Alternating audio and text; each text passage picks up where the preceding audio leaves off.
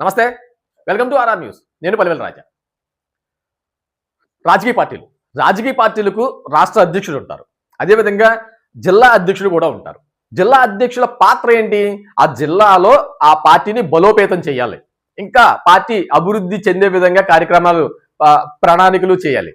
అయితే మరి వైసీపీ పార్టీలో కాకినాడ జిల్లా అధ్యక్షుడిగా ఉన్నటువంటి దాడిశెట్టి రాజా గారి పనితీరు ఎలా ఉంది అంటే మాత్రం ఆ పార్టీలోనే గుసగుసలు వినిపిస్తున్నాయి. రాజా గారి పనితీరు అస్సలు బాగోలేదు అని. ఎందుకంటే కాంట్రవర్సీలో కూడా వెళ్తున్నారు.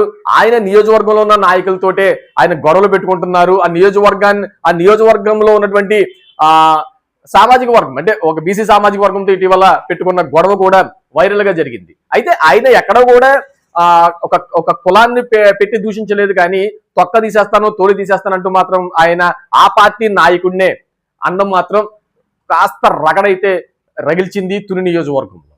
అయితే ఏంటి అసలు ఎక్కడైనా ఇటువంటి గొడవలు జరిగితే ఆ పార్టీ అధ్యక్షుడు వెళ్ళి అటువంటి గొడవలు జరగకుండా ఆ పార్టీని ముందుకు తీసుకెళ్లి వీళ్ళని కూర్చోబెట్టి సర్ది చెప్పాలి.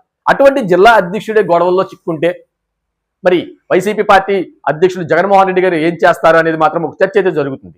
పార్టీలో మాత్రం ఒక రకమైన టాక్ అయితే ఉంది.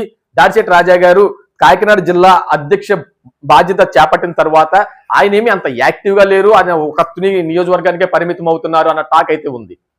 ఎందుకంటే ఇదే క్రమంలో యనమల కృష్ణుడు కూడా ఆయన కూడా వైసీపీ పార్టీలో ఉన్నారు.